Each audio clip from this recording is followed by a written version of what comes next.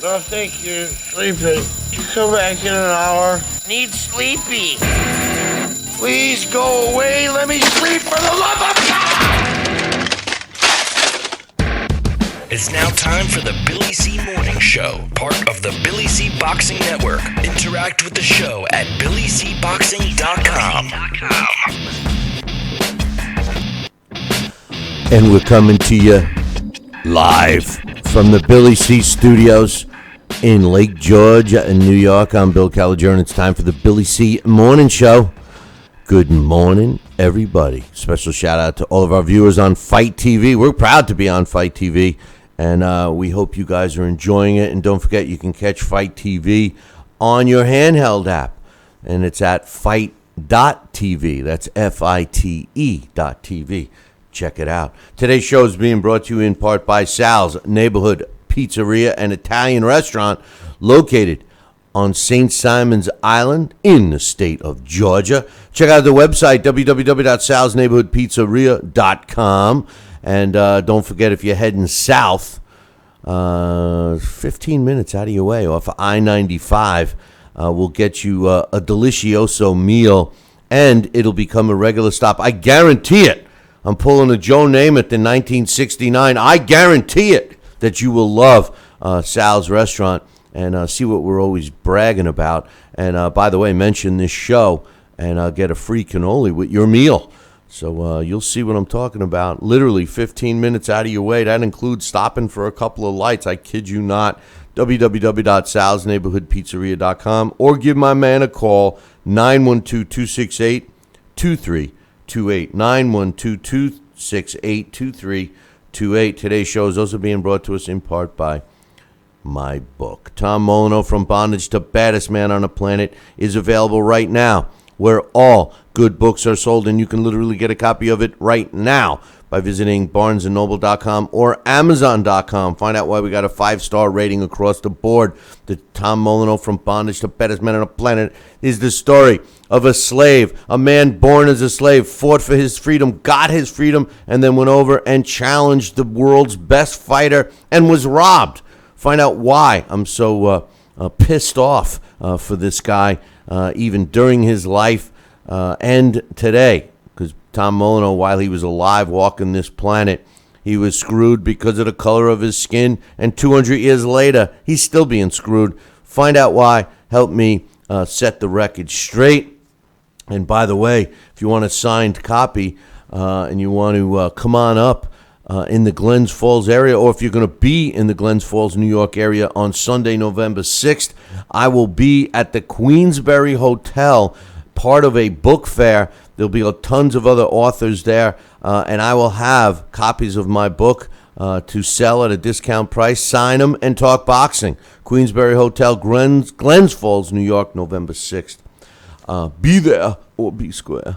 We're scheduled to have a guest come on a little bit later, a up-and-coming super lightweight NABA champion, once beaten Stephen Wilcox. So hopefully we will get in touch with him in about 25 minutes or so. Every time I get up in the morning, the first thing I do is pray thank you to the guy upstairs that I'm even getting up. But the truth of the matter is I'm scared. I'm scared to look at what took place in the sport of boxing while I slept. And the truth of the matter is today, basically my headlines are Anthony Joshua and Vladimir Klitschko may not happen. Triple G and Denny Jacobs may not happen. Amir Khan and Miguel Cotto decided they're not fighting again until sometime second quarter of 2017. And Floyd Mayweather apparently posts a picture of himself donning a tattoo that he doesn't have. I mean, what's going on, man? Boxing, it's become a joke. It's a circus act. That's what boxing has become. Joining me right now, Sal, Rocky, Senecola. Sal, what the hell's going on with this sport? Yeah. Oh, boy. Ditto. We were at the restaurant last night, and in comes a long-time friend. And people come in, and one of the first things we talk about, besides how great the pizza, the food, the entertainment, the songs, the music, and everything else, they want to talk about boxing. We talk about boxing every night. We covered the old fighters, the new fighters, the current situation, the old situations. And I had a good old friend last night. He came in. His name is Aaron. And he goes, Sal, what the hell's happened with boxing? It hasn't been the same for 10 years. Boy, that opened up a whole plethora of conversation by the whole bar. And we had so much feedback. I'm telling you, Billy C., we should have a panel. We should have a live panel discussion at my bar one night, and you'll hear some comments. But I'll tell you what, you just said it. First thing I do when I get up in the morning, I go through the internet and I find out, as you said, what happened overnight to the world of boxing, or in the world of boxing. And I came up with the same solution. And Amir Khan's not going to fight for the rest of 2016. This fight's off. This fight's not on. This one might not happen.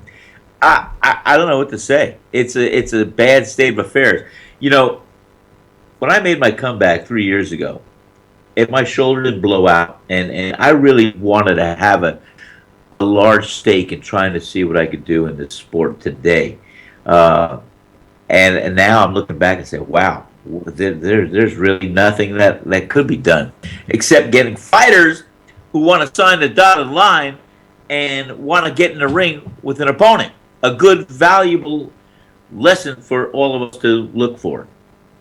Listen, the only way there's no way it's ever going to be fixed, at least to the way it was. I mean, it's like when people talk about the imaginary woulda, coulda, shoulda. If I could go back in time, I would do this. And the thing is if you could, the chain of events that would change. If you go back and you say, well, I wish I didn't make this career move, and then you go back in time and you don't.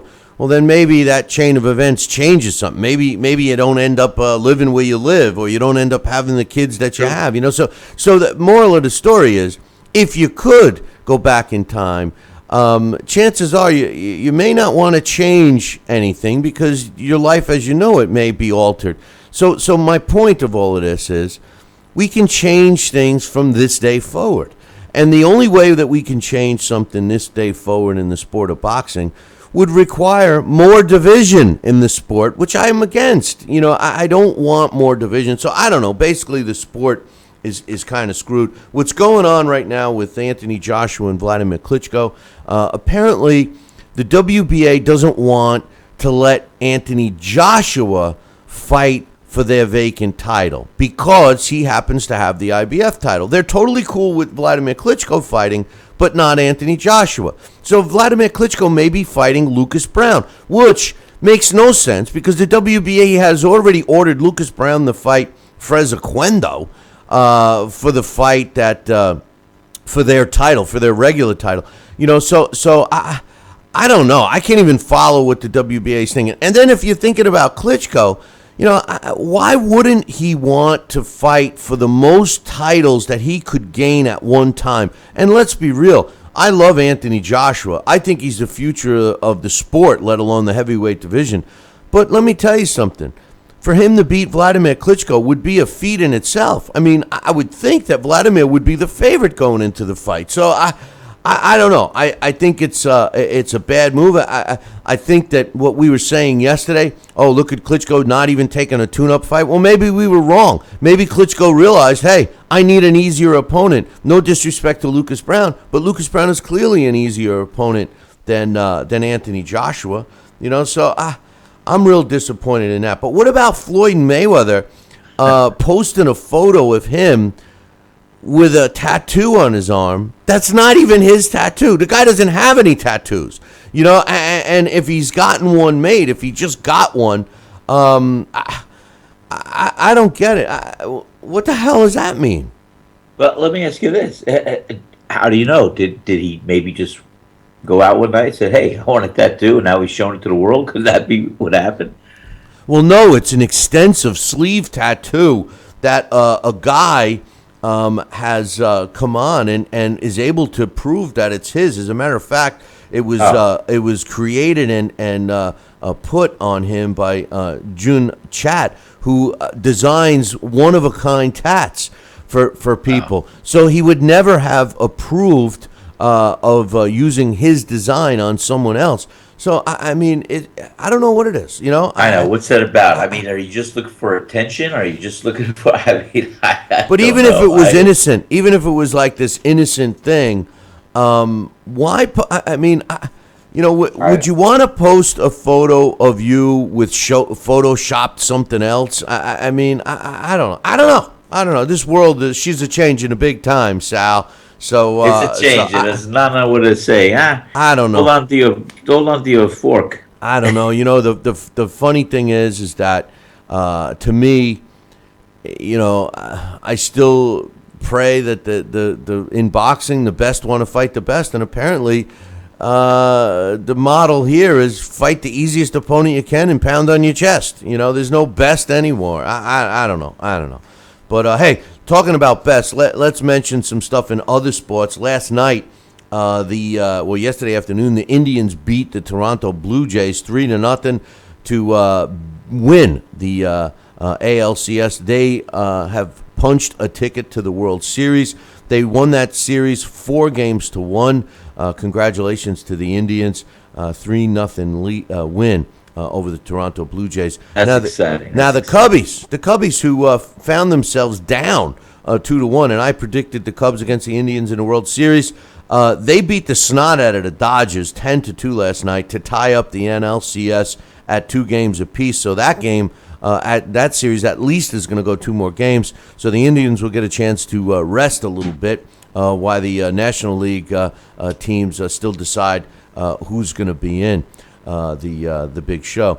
As far as hockey, because yesterday, I forgot to mention the hockey scores. The NHL is in its season, and the NBA starts. I think if it's not started already, it's going to start real soon. This is that time of year when all of the major sports are going on at the same time. In the NHL, the Red Wings topped the Rangers 2-1, and the Jets, unfortunately not my Jets, I'm talking about the Winnipeg Jets, they topped the Maple Leafs 5-4 in overtime. And in football news, speaking of the Jets, who predicted it here, Sal? You don't have to mention my name, but the initials are Billy C. I predicted that Ryan Fitzpatrick would be benched by the 6th game of the season.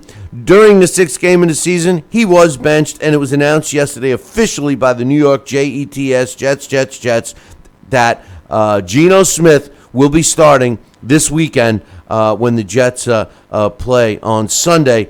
And Ryan Fitzpatrick, more commonly known as Ryan Shitzpatrick, is finally benched. Thank God that they benched this piece of garbage. I can't stand Ryan Fitzpatrick. I didn't like him last year. I don't give a shit what he did, how good he looked. He's a piece of garbage. No quarterback is on 6 different teams in 7 years when they're good. This guy thinks who he is. I can't stand him. He's a leader, yes. He's tough, yes. He's smart, yes. But he's not an NFL winning quarterback. I say cut him. Listen, the Jets made a mistake, $12 million. I said a long time ago that the Jets should have invested that money in another running back, and that's another thing that's showing true. We're just cursed. The Jets are cursed forever. Yeah. They really are. They really are. My season's over after 7 games. I just don't get it. But anyway, you just said a mouthful right there. Can you believe we're already 7 games into the season? Well, we're 6. We'll be heading into the 7th game. But unbelievable. But on tonight's game, you got the Bears against the Packers, old time rivalry. You can't get any better than this. The Bears at 1-5 are at Green Bay. The Packers are 3-2. Both teams need a win really bad. The line on this game, Packers -9. The total's 46. I don't have an official pick on this game. It's a tough one. The Bears can't score touchdowns, but they do get in the red zone. And the Packers, their offense has just looked awful. It's an important game. It's a big game. I'm shocked that the line is the way it is. I call this a trap game.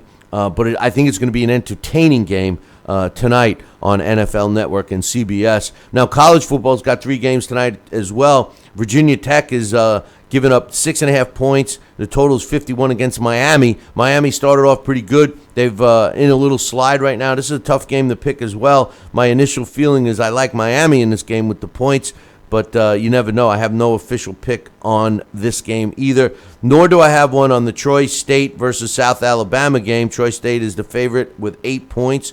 But the game I like, and I'm not going to put any money on it, and I don't recommend anyone else do, but the Boise State game against BYU, which is on late tonight, is an important game for the Broncos, the Boise State Broncos, which is my second favorite college team. They're undefeated right now at 6-0, and if they can beat BYU, chances are they can run the table with the schedule that they have for the rest of the season and ultimately find themselves possibly in the number 4 slot for the college football playoff. I love Boise State. They do some crazy stuff. Big game tonight. I'm going to do my bestest to stay up late and not be in my feety pajamas by 9 p.m. So Boise State Broncos are laying 7 points against BYU.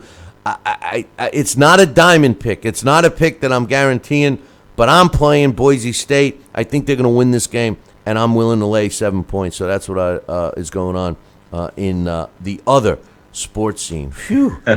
You got that all in. I'll tell you what. Very good. I appreciate the update. Hey, thank God for other sports, man. Because thank God, because there's more to talk about. Oh God. Hey, listen. We got some stuff to talk about. I got some emails right now. Let's read some emails. This one's from Jesse. Go for it. Jesse says, "Hey Billy C, what's your thoughts on Amanda Serrano? She's hot."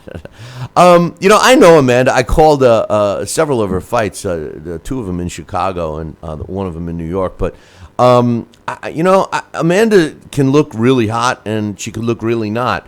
But as far as her boxing ability, I think she's a good fighter. I mean, yes, she won last night. Within a minute, she knocked out her opponent. But, I'm not so impressed with her resume. Female boxing, I was such an advocate for it. It's fallen off. I mean, they had so much momentum going, and now they're following the same suit. As men's boxing, a lot of these female fighters are taking the easiest way out, and it doesn't work for me. But yeah, she's a good-looking woman, no doubt, and she's a good fighter. He says, "What's your thoughts on Luis Rosa against Iwasa Vlalichayev, which I can't pronounce, against Shabanowski? Oh, Shabanowski-Barrera fight. I got you. And Gomez." Against Speedy Ellis. Yeah, I like all 3 of those. Those were announced. You can check it out on our website. And by the way, I want to point something out about our website and how we report boxing news. On the front page of BillyCBoxing.com, all the big news is on the front page, like what's coming up, big fights, championship fights and stuff with the known names and, big networks, HBO, Showtime, etc. When you go to the latest boxing news, that's where you're going to find some stuff that we don't necessarily talk about on this show, like who signed who and some smaller club shows that are being advertised. So you got to look at both sections, the front page, of course, and the section that's called Boxing News, the latest boxing news, and you'll find all of this information there in detail. He says, what do you think of Jeff Horn? If he beats Rico Mueller, should he face a big or semi-big name such as Sammy Vasquez, Jose Benavidez Jr., Berto, Carlos Ocampo, or should they feed him to Spence Jr.? Jeff Horn, I think he's still a work in process. To be honest with you, progress. Of all those names, I mean, Sammy Vasquez would be a nice opponent for Jeff Horn should he beat Mueller. But the name that is mentioned here from my man Jesse, the one that I would like to see him fight is Andre Berto, because I'm curious to see where Andre Berto is. This is a guy that really has slipped off the whole boxing scene, slipped out of the boxing scene. So is he still recovering from the Mayweather fight? From that beating? Yeah, from the beating. He's still recovering mentally. No, last I heard, all kidding aside, he's over helping relief in his native homeland. So that's good. We'll give him props for that. But also he says, hey Billy, back in the day were the TV boxing announcers much better than today's, who are pretty much ass kissers and biased. It's funny because some of the announcers today that have become ass kissers were really good back in the day, like Al Bernstein. But for the most part, a lot of what I call honest, call it like you see it, announcers were all fired because of that. I think Jesse is kind of right. You get hired to do a job. When you do TV commentating or webcast commentating, you're obviously being paid, and the people writing the check are going to dictate how they want you to be. I think that's one of the reasons Sal and I don't get as many gigs as we should, because we tell it like it is, But yes, I do believe that announcers should tell it like it is. I think that they should call the fight that's happening in front of them and not try to create something that's not. Sort of like what Sal says, if you're in the news business, you report the news, you don't stimulate the news. So that's my thought there. He says, in order for Vargas to win, he must move his feet and his head and don't extend his arms like he did with the Ali fight. He will have to counter Manny when Manny starts to throw his flurry of wild punches. He better study for that and know what to do, because Manny will bring his flurry of punches.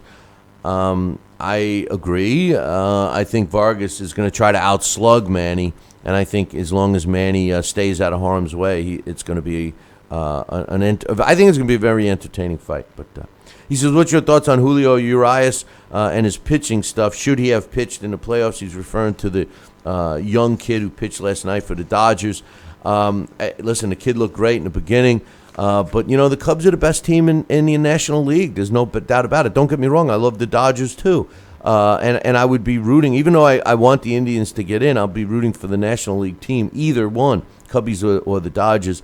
What are they supposed to do? What are the Dodgers supposed to do? Have Clayton Kershaw pitch every game? They got to let other pitchers pitch. I don't disagree with him being put in there. I just think that the Cubs were the better team last night. So thanks for the email. Phew. That was a tough one, huh, Sal? Oh, well said. Yeah. I want a cannoli, Sal. Hook me up, I'm man. going to get you one. Jeez. We'll ship it up. Freeze dry. God. I got another one. This one's from Jay. He says, HBO did not just stand by to see what the PBC was going to do. The PBC was going to do. The PP was going to do. The PBC was going to do. Wall Street had something to do with this, and their actions have given some insight on how politics work in the sport as well as the real world. Rupert Murdoch was interested in buying Time Warner, who happens to own HBO, CNN, TBS, TNT, etc., and stopped the takeover. The HBO CEO took all the monies out of the budget to bolster the stock, including HBO Sports. This was the reason for the non-fights. It also gives insight to why a presidential candidate is being maligned by a monopolistic media empire. Time Warner, who at one time was a big player in boxing. Yeah, but I agree with him trying to do that. But how does that explain the plethora of scheduled fights at the end of the year?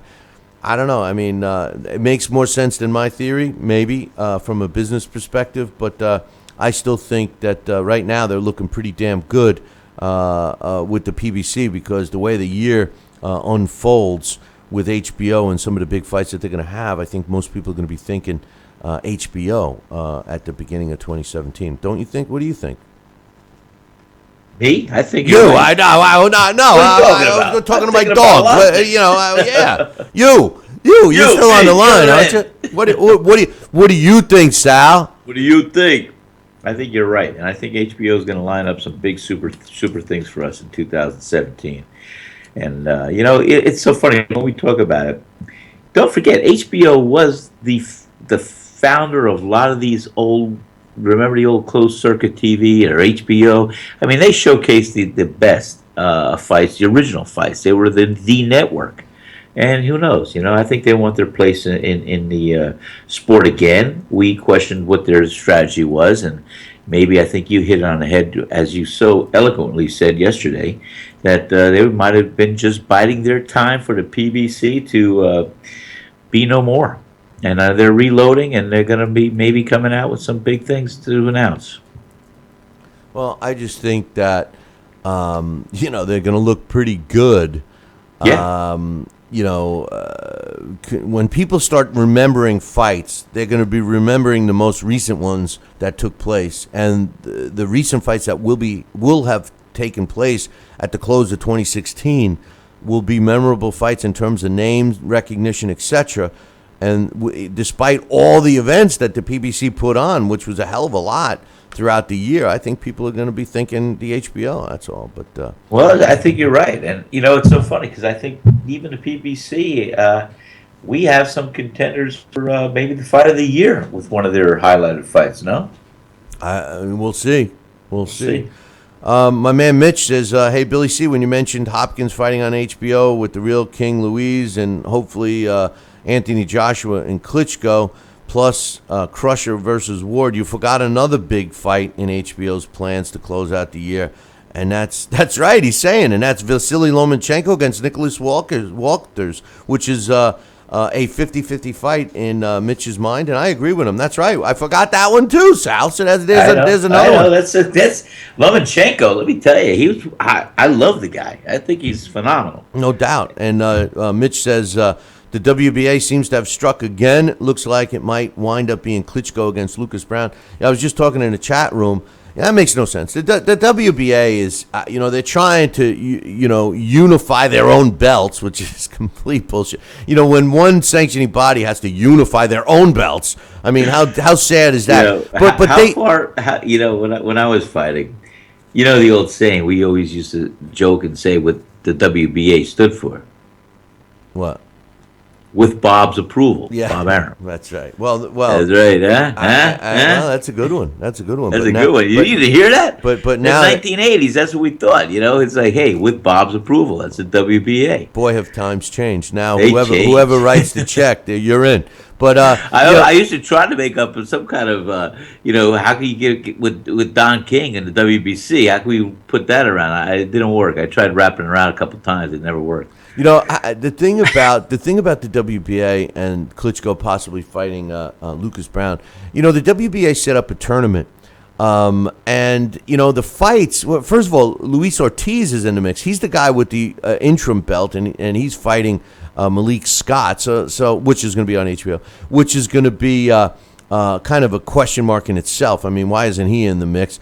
And Klitschko, we talking about Klitschko wants to collect as many belts as he can, as quickly as he can.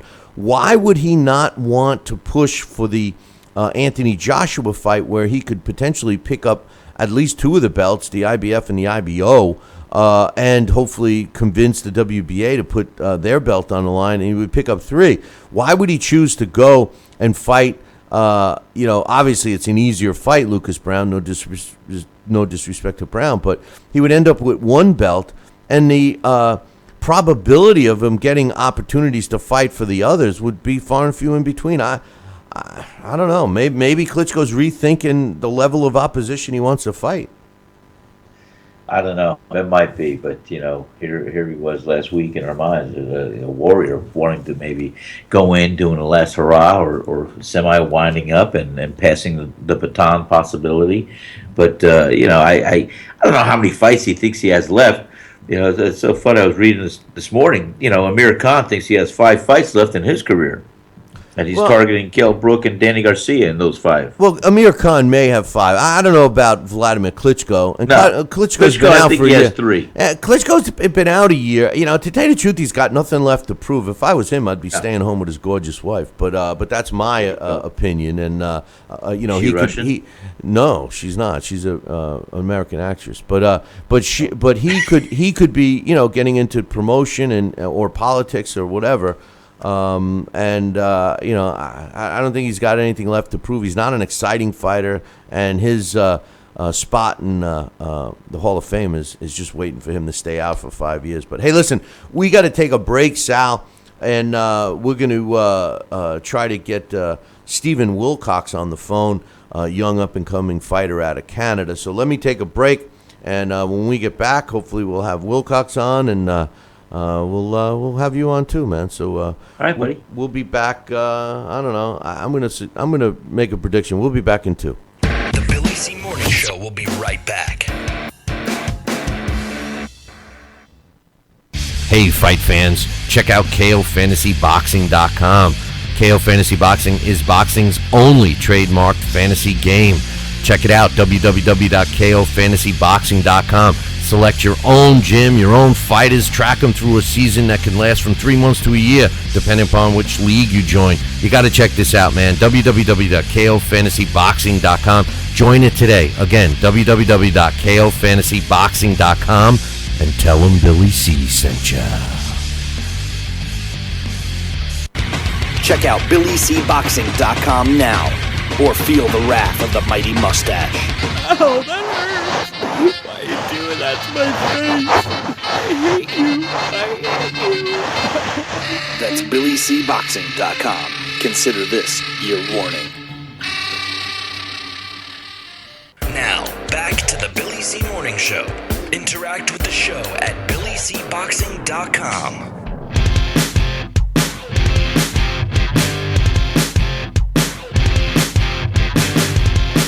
And we're back. You're listening to the Billy C Morning Show. Glad to be part of Fight TV and their handheld app, Fight.tv, and all of our radio affiliates throughout the United States and Canada. Glad to be part of your morning today. Don't forget about my book, Tom Molyneux, From Bondage to Baddest Man on the Planet, is available right now where all good books are sold. You could literally get a copy of it right now. Just go visit BarnesandNoble.com or Amazon.com. Or if you want an electronic version, you can check out Kindle or Nook or whatever else they call them. Just get a copy. You know, the holidays are coming up, man. You need a couple of copies. You need one for yourself and, for all your friends and family and your bruncles and your uncles or whatever you got. Whatever. Get a copy of it. You'll love it. Hey, joining us right now, we have a young, once-beaten fighter. He's the newly crowned NABA super lightweight champion. Ladies and gentlemen, please welcome Stephen Wilcox. What's up, Steve? Hey, Billy. How's it going? How you making out this morning, man? We appreciate you giving us some time. I know it's early in the morning. I know what your workout schedule is, but your last fight was the beginning of this month, a couple of weeks ago. A big win for you in Ontario. Tell us about that fight and what you think it means to you and your career as you move forward. Yeah, it was a big fight for me. It was in my hometown of Hamilton, Ontario. It was a good fight. My opponent came to came to win, and it was a good fought battle for all 10 rounds. For any of our viewers and listeners that have never seen Stephen Wilcox fight, how would you describe your style? I describe my style as a long range boxer. Good defense, good footwork, and fast hands. Your only blemish on your record was a controversial split decision loss in Mississauga. I can never pronounce it. I actually called a fight at that place, but what did you learn from that fight as your career moved on? Because obviously your level of opposition went up, and your performances all seem a little more fine-tuned. Did you take that loss and use it to your advantage, and if so, how? Yeah, obviously I was very upset and disappointed at the time. But there was, after the decision, there was nothing I could do. But like my father and coach has said, it's we hit a little bump. Now it's our decision if we wanted to move forward and continue our dreams, and that's what we've been doing. So we took that negative and turned it into a positive and just move forward. Well, that's what you got to do, right? I mean, there's no other way around it, right? But getting back to your last win, how do you think that's going to help your career now? Do you think it's going to open up some doors? Has the phone started ringing? I mean, for the most part, your pro career has solely been in Canada.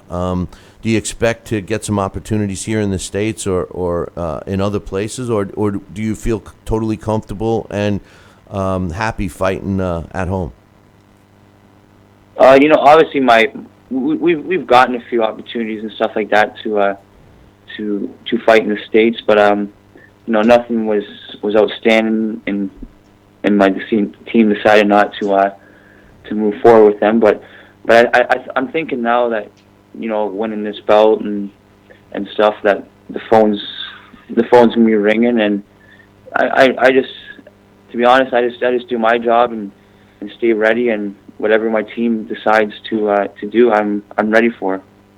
Steve, my co-host is with us, Sal Rocky Senecola. He was a lightweight contender in the late 70s and early 80s, and he's on with us now as well. And Sal, I know you fought a couple of Canadian fighters during your career. What can you compare with what Steven's going through right now? Well, I did fight. I love Canada. I have a direct connection. Canada was always good to me, and I loved it. But and I love visiting it when I can get up there. My career often had a plateau where we would have to sit back and wait after a fight or something. And what I would do differently is be more proactive and understand. See, growing up and becoming involved in the boxing game as I did, there's more that a fighter can do than what most fighters do. And some of these fighters today are promoting themselves, are going out there, are being proactive in advancing their career. Maybe it's by their pounding on their chest, calling other fighters out. I don't know. But you know what? Back in my day, it wasn't as vocal, or it wasn't as this, because we let our directives, such as promoters or managers, try to guide our careers. I think today it's not that same situation, because whether these people are not capable or don't have the agenda in mind, who knows? But I think a fighter has to be more vocal and trying to say, hey, this is my goal, this is where I want to be, and here's what I got to do, and understand that, and make the direct decision that, hey, I'm a world-class fighter, and I've got to fight the opposition, win, lose, or draw. I want to make my stance and bring it along. Steve, you work with your family pretty much. You guys are the Wilcox boxing family. Your pops and you have some brothers. Tell us about that and how that influences you guys as a team and how it's worked, because obviously it's been successful. I mean, it's not easy. From what I've seen in the sport over the years, it's not easy for a dad to be his son's trainer, and because he's still the dad, and no dad wants to see anything negative happening. So it takes a unique relationship between father and son to be successful, and you guys seem to have it under control. How is that? How do you make it work so successfully for you guys? Yeah, actually, my brother Jesse's right here too. He's 5-0 right now. He fought on the same show as my last fight. But yeah, it's we push each other. We push each other every day, and it's like all my brothers they're Jesse. He's 5-0 as a pro. My others 3 are top boxers, top amateur boxers in Canada. All been multi-time national champions. But yeah, it's good. We push each other in the gym, outside of the gym. And I love it. And it's at times it has, especially me being the oldest. It's a little harder because, but I use it. It's a little harder because I want to make them follow big footsteps. But yeah, it's good. One of the things that I've always admired and said on this show for a long time is, there's two places that I feel carry the sport of boxing on their backs, and one is the UK, because in England they seem to fight the fights and they're not afraid, and the other is Canada. And I feel the same. I feel the Canadian fighters are always willing to fight each other, and when you look at most resumes of Canadian fighters, they're in there tough, and to me, overall, it helps the career because you're not going to get better if you don't increase your level of opposition each time you go out and get a fight. And here in the States, a lot of times what we're seeing are fighters that are coddled and hand-fed cupcakes after cupcake, and then all of a sudden they're in a real fight, they lose, and then the fans are like, they were exposed. And the problem is that it's not necessarily the fighter's fault because they didn't get the opportunity to fight the tough fights. Do you feel that, anyone can see what I'm talking about if they look at your resume, and you have done exactly what I always do with my fighters, is that I like to progressively increase their level of opposition from fight to fight. Has that helped you grow as a fighter? And if so, how much further do you feel you got to go before you're ready to take on all challengers? Yeah, that was right from when I went from the amateurs to pro. Like that, we didn't want to jump in like huge right off the bat. But every fight was we wanted to keep moving forward, right? No big step backwards. And yeah, I believe that's gonna help. That's gonna help.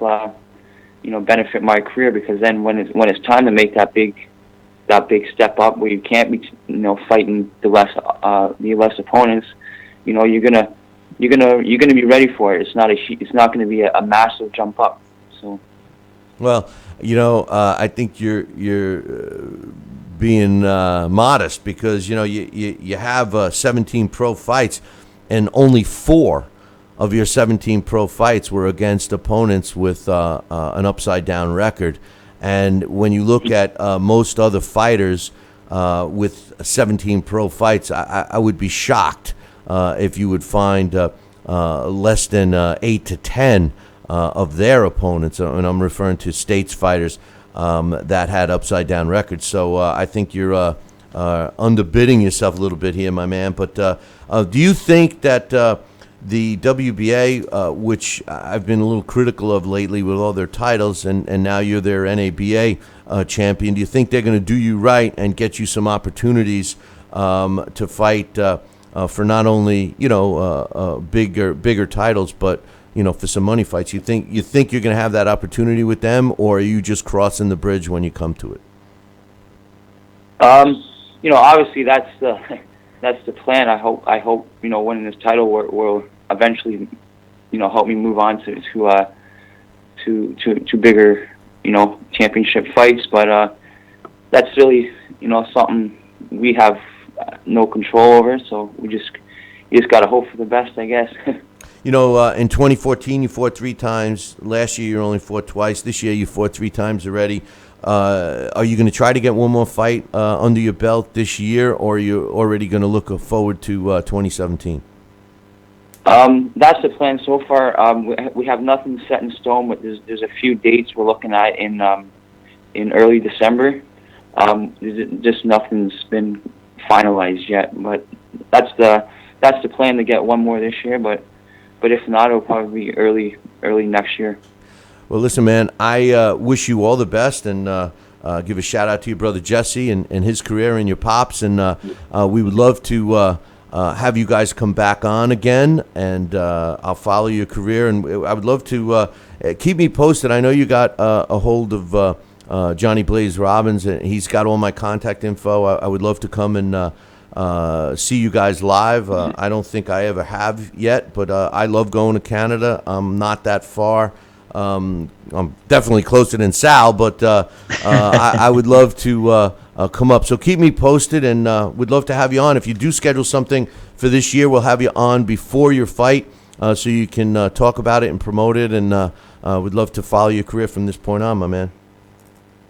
Awesome. Thanks a lot. Thanks for having me. We'll keep in touch for sure. No problem, man. Good luck with your career. We'll be watching you. Hey, you got to make us a promise. When you become a world champion and all that money and stuff comes in and you become rich and famous, you got to come back on the show. Don't be dissing us like Danny Garcia did. No, definitely. No, never, man. Yeah, because Danny Garcia came on this show like 4 times when he was up and coming, and I said the same thing. He says, "Oh no, Billy C, we'll be on." And all of a sudden now, he's he's hiding from fighters, and he's hiding from us too. So we don't want you doing that, Steve. Come on, man. No, never. All right, my man. We'll talk to you soon then. Okay, thank you. Steve, Thank good you very luck. much. Take care. Okay, bye now. Ciao. Hey, another breath of fresh air, Sal. Yes, that's what it's going to take. The cultivation of the young fighters, the young bucks that want to be humble and come up and are hungry enough to take a bite at what's put on their plate. And that's I like that analogy. Take a bite at what's put on their plate. Oh, You're making me hungry. But I think really he sounds like a nice young man, and probably I talk a lot of prospects across the board. We get a lot of golf pros in. We got a lot of early guys developing in baseball, football, the high school, this and that. And a lot of times, what I find myself saying is, guys, you got to make a plan. You got to work a plan. You got to be true to yourself. You got to look in the mirror and make sure you're giving it your all. But the bottom line is, you got to have in your mindset, in your frame, that in your heart of hearts, that you are a world-class athlete, that you belong and you can do it. And there's no way you're going to be grasping for that brass ring going around on that merry-go-round without taking aim and knowing that you belong there and you deserve to grab at that brass ring, and you're there already. And that's a lot of times is what I'll try to feed a lot of these. Sal, I'm getting some feedback. Let me get you back. Let me get you reset here. So hang tight for Absolutely, a second. buddy. Go for it. We just got to reset him. But Stephen Wilcox sounded like one of those guys that I wanna see more of, man, for sure. I definitely do. So anytime I see I don't know what's going on with this. I can't seem to control Sal. Sal's out of control. But I'm gonna have to do this another way. So hang tight, and we'll have Sal back here in a second.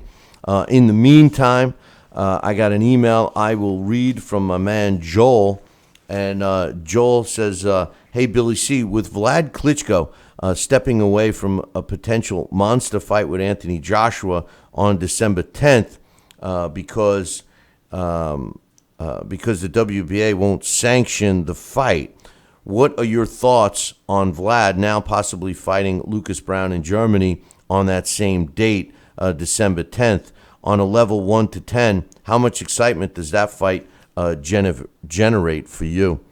Not much, man, to be honest with you. On a scale 1 to 10, I like Lucas Brown. I think Lucas Brown is a good fighter.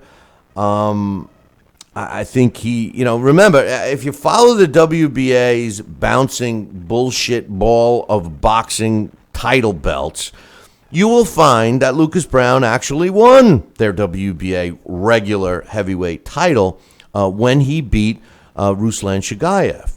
But if you also remember, like most fights that seem to happen in Russia, Brown was accused of testing positive for a steroid and was ultimately stripped of the title. Then the WBA finds out that it was false and that Lucas Brown indeed shouldn't have been. So rather than reissue the title, they force him to fight for the title again, him meaning Lucas Brown. Now, here's the confusing part. Lucas Brown was actually a last-minute substitute for Frezequendo. Now, if you remember that, what happened there, Frezequendo was a fighter that fought Ruslan Shagayev in Russia and actually tried to get out of the fight. He had some personal issues, and they basically forced him into it, offered him money that they never paid him, blah, blah, blah. And he lost a controversial fight despite not being able to train properly and everything else. He lost a controversial fight, and subsequently Ruslan Shagayev ended up losing that title to Lucas Brown. So the WBA, because there was a lawsuit started, the WBA, I got my man back, the WBA ordered a rematch between Frezequendo and Lucas Brown. Ordered the rematch between Ruslan Shagayev and Frezequendo, but then Frezequendo got hurt, and that's how Lucas Brown got the fight with Shagayev. Shagayev loses, so now Lucas Brown has the title. So they ordered the fight between Lucas Brown and Frezequendo. So that was the fight that was supposed to take place, the winner becoming the regular champion. And then what the thought process was, I thought, was their little tournament that fighter would fight Luis Ortiz. The winner of that would fight, at the time, Tyson Fury, who was the champion. But all of that's changed. So the bottom line, from the scale 1 to 10, I think that particular fight, Klitschko against Brown, is probably somewhere around a 4. I do think Lucas Brown has a shot at Klitschko, but me personally, what I think is better for the heavyweight division, better for the WBA, and better for the sport of boxing would be Vladimir Klitschko against Anthony Joshua. Sal, Rocky, Senecola, what's your thoughts? That's my thoughts, man. I love that fight. When they first started brewing that and steaming it up, man, I thought that was a natural. That's going to be the one heck of a fight. Win, lose, or draw. It's going to be the fight that I want to see. That's the fight. Look at Dax Khan in the chat room. This guy, he's my main man, but you wouldn't know it by listening to some of the comments he types and says. He's saying in the chat room right now that I'm stuttering like Donald Trump. What? I saw that. I didn't want to say anything. What's up with that? But let me tell you. I can't believe it. That's it. Dax is dead to me now. That's it. Dax doesn't exist anymore to me. Wait, let me see. What are you doing with your index finger, Bill? Yeah, that's the pump. That's the tool, man. He's killing me here, my man. Oh God, throw me under the bus. Do we dare ask if we saw the debate last night? Forget about it. Well, we can close with that, but we got one last comment here from one last can you can hear me all right? I can hear you fine. Sorry. Did I just say here we go. The last comment from Joel's email says, lastly, with a very quiet fourth quarter in boxing, can we expect more of the same from the big networks in 2017, or do you see change with the networks beefing up their budget, with HBO and Showtime giving their audience more fights than ever? That's kind of a trick question because, HBO, Showtime has been pretty good. We gotta give Showtime the credit. They've been pretty good with being consistent with boxing events. So, you gotta give them credit there. Okay. But as far as HBO goes, I think that they're finishing strong. I still believe that, for whatever reason, budgetary reasons or brilliance reasons, however you want to look at it, I think they just waited for the PBC to shoot their load, so to speak, and which they've done. And HBO is right there to pick up where they left off. Now, with that said, though, Sal, I actually like the fact that Top Rank has been forced. And I use that word because it's correct. They've been forced to do their own production and broadcast of the Pacquiao-Vargas fight because no one else was interested in forking over the money for it. Now, despite HBO, Showtime, and pay-per-view doing these big fights, I hope that the Top Rank pay-per-view does well, because it may entice other promoters, a la Golden Boy and maybe DeBella, Star Boxing, these other promoters to do the same thing, and maybe that gets us back on track with better pay-per-view events. And I'm talking about better pay-per-view events, meaning better matchups on the whole card, not just the main event, which we've kind of have been seeing from the major cable networks. I think you're absolutely right. And I sure hope we do have that opportunity. It's going to be telling us a story and revealing itself very shortly, and hopefully it'll be in our favor. Yeah, well, I think that HBO, the fourth quarter, these last couple of months are going to be busy for boxing. HBO's got some great fights on, Lomachenko-Walters, which we forgot to mention. a Klitschko fight. Hopefully, it'll be against Anthony Joshua. But Anthony Joshua is going to fight anyway. So you got Joshua and Klitschko both fighting in the fourth quarter. You got Hopkins against Smith Jr. You got Luis Ortiz against Malik Scott. It's not going to be on HBO or Showtime, but Pacquiao Vargas. We got some good stuff. We got, of course, the big fight, the Kovalev Andre Ward. That's really the most important fight in boxing right now. I think that's the one that everyone is waiting for. It's going to really define the light heavyweight landscape for sure. And as the smoke clears, Sal, that's the biggest fight that we have to look forward to at this point. You got that right, 100%. We'll see what happens. But as far as the debate, I know you want to talk about this. I did watch the debate last night, and I thought that, here's the thing: the media and it seems like the world is against Donald Trump, and I could see why. I mean, he's brash. He's got this he's better than everyone attitude. He's a spoiled, rotten rich kid is what he is. He's not used to people disagreeing with him or being scrutinized and stuff, and it clearly shows. But with that said, I think if he's given the reins from a business perspective, I think he could turn some things around. And with Hillary Clinton, although I can't stand her, and I think she's a humongous liar, what I see if she gets in the White House, which is the most likely scenario, is that nothing's going to change. Our military's in danger. We're a laughing stock outside of our own borders. She says she does all of these things for children and women. And I say to myself, what? I look at the kids. Our educational system today, Sal, is at the lowest point nationwide that it's been in over 50 years. And when you look at our youth today, nobody's exercising.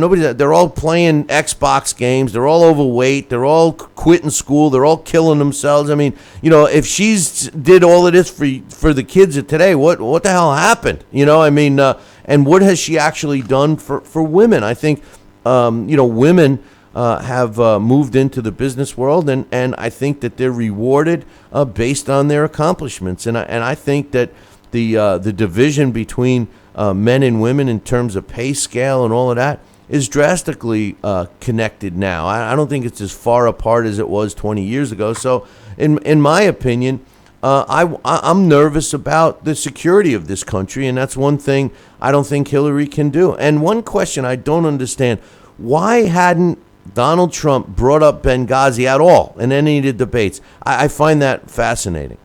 Me too. And I don't understand. I think he did at one time. When you get that 3 a.m. call, who do you want to answer on the phone? But the bottom line is this. You said it in a mouthful. If we like the direction of where we are today, and you just wanted to elongate it and make sure that it's on its current track, vote for Hillary Clinton, because she'll keep us on that same track and in that same direction. If you want change, if you feel we need to take care of our own security, if we need to feel we have some people that understand the economy and where we should be and how we're going to get there, if you understand that we have a dismantled military that needs to start flexing their muscle and gain the respect of the adversaries out there, if you feel that we have to look of allocating our tax dollars in a more favorable direction for our security, for our seniors, for our children's education, for things like this, yes, then let's vote for a change. Let's vote for Donald Trump. That's my core. That's what I feel, and that's why I'm doing it. I cannot see this country surviving if it continues in the direction that it's going. And we are sure that it is going to continue in this direction if Hillary Clinton is elected president. The funny thing is the bottom line, and forget who anybody is supporting, whether it be Clinton or Trump, but the bottom line from a business perspective is there's really two ways for our government to make money. One is, taxes from people, right? I mean, from us, from the citizens. They tax us, and they get all the money from us. And the other way is through business, through taxation of business products that are coming in, tariffs, etc. And under the Hillary plan, she says that she's raising taxes, but only for people that make what was it, $250,000 or more. And I said to myself, how many people make $250,000 or more that are going to be subjected to the tax increase? And if so, what kind of percentage is she going to be nailing these people with? And people got to remember that she makes well over that, but she's not subjected to paying those taxes. No politician is. When these politicians say, we're going to tax the rich, we're going to do this, they're not subjected to that. No. So that's the part that bothers me the most. If you're being asked to tighten your belt and to do without, as long as the person asking you is doing the same, I'm okay with it. But when somebody's saying, hey, you gotta go without a dinner tonight, and they're sitting down to a 10-course meal, that's a problem. And I'm not saying that Trump is necessarily the answer, but what I do think Trump can do is reboot our system, because he's only going to be there for 4 years. But I will say this in closing, because I don't want to get wrapped up on this. But no. I will say this. I heard a statement from a woman the other day, and she made a very interesting point that I never considered. She said the biggest concern that she has about electing Donald Trump as president, and it has nothing to do with he's a loose cannon or he's going to nuke everybody and all of that, because that's not going to happen. But what she said made a lot of sense. She says, how is he going to alter his lifestyle? How could he alter his lifestyle to become a president?